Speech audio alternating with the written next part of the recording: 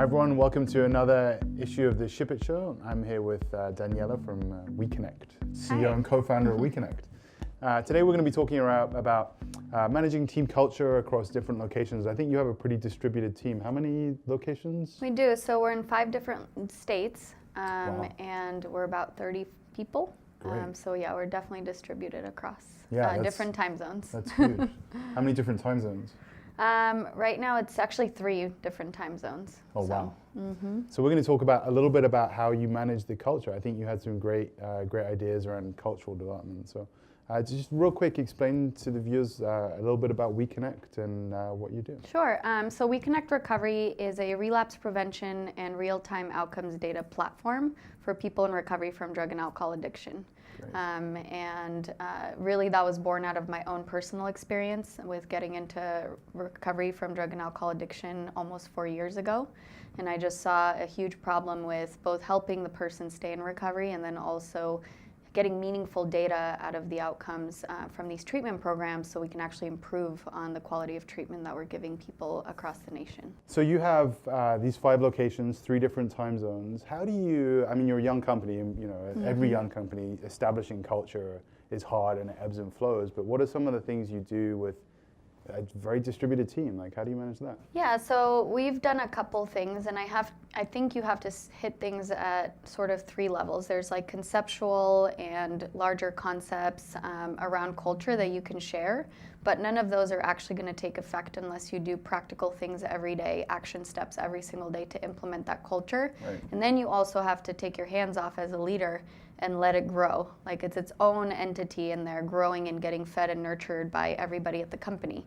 So the way that I approached it is, first and foremost, one of my mentors sent me a book that I felt was going to be our foundation. That's 5 Dysfunctions of a Team. I love that book. Yes. Very narrative style. I loved it too, and it's a quick read and it's effective and it's meaningful.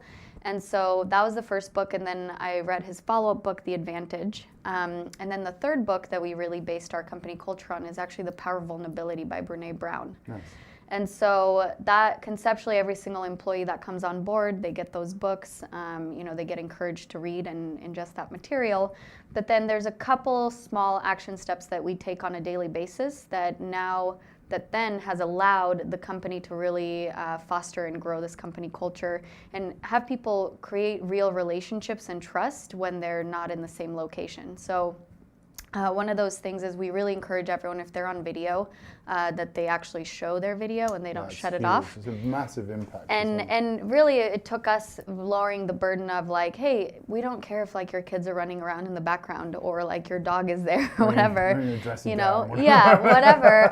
It's more important that everybody is on video than anything else. So that's one. And then 2, and I would say this is the biggest one that we practice at our company, is when we start a meeting, we all share how we're feeling emotionally, mentally, physically, and then if they want to share spiritually.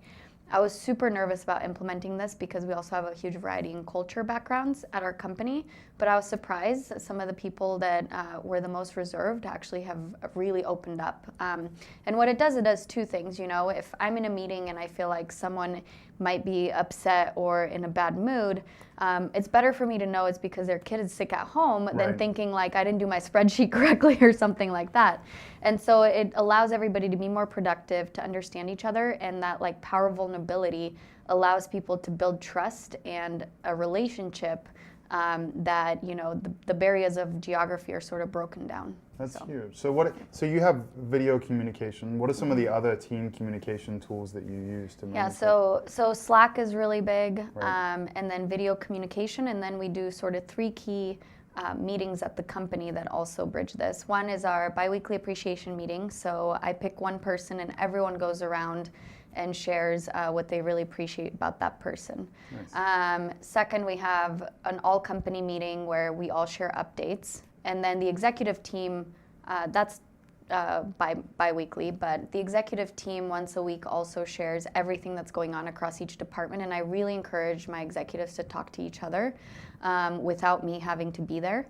And then the third one, which we're just kicking off, which I'm really excited about, which my chairman of the board encouraged. He's an incredible human being. And it's called the What We Did Right lunch. So oftentimes you usually huddle around because there's a problem or something's, you have to solve something.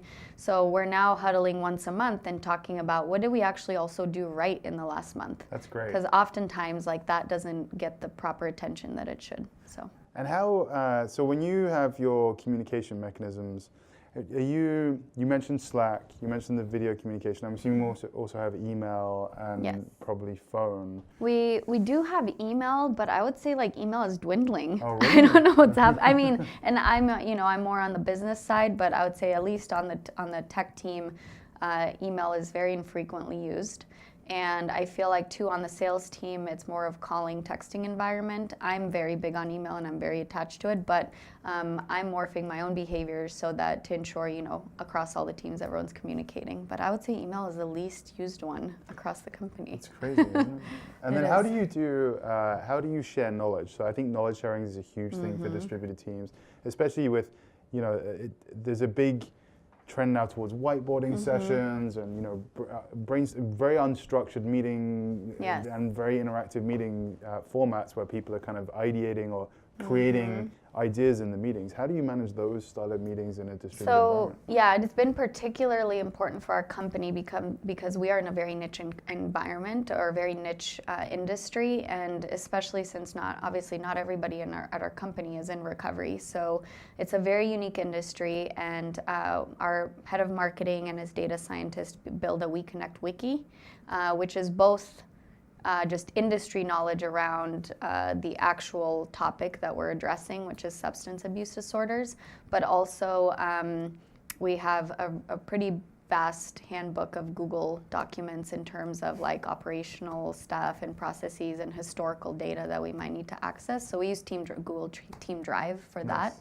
But I would say our onboarding process that our compliance and privacy officer and our ops manager built, I was very mindful of them creating a proper process that was, across all the teams the same when somebody is new and coming on board, and like how they talk to each team lead and making sure that they get the time to get to know the company and they have proper ramp up time. Not just here's the job, go, yes. go, which is so tempting in a startup world because you've been waiting for that person to arrive. Yes. It's like, I have these things that are 3 weeks late, because for whatever reason they couldn't start when they did, and it's like, okay, we need to pause, give them another 2 weeks to do it. It's so hard to manage. And two, after that onboarding 2-3 weeks, I ask them for immediate feedback, like what did we miss in your onboarding, because it's fresh in their mind. So one of the biggest things, which I feel like should have been obvious to me, but the last person we brought on, he was like, well, I want to know like the exact history of the company, like what has happened in the last 2-3 years. So I have that session now with every new employee, and so we have a document that kind of outlines how we onboard everybody. That's really knowledge sharing, but I think it's also about both company culture and knowledge sharing. It's really about creating an environment where there's a lack of fear and safety is encouraged. Because if people feel safe and they don't feel afraid, they're going to go get the knowledge that they need, and they're going to feel comfortable asking questions. So. Fantastic. Well, thank you very much for your time today. Thank you. It's been great talking with you. I hope you enjoyed being on the show. Thank you so much. Thank you very much. Take care.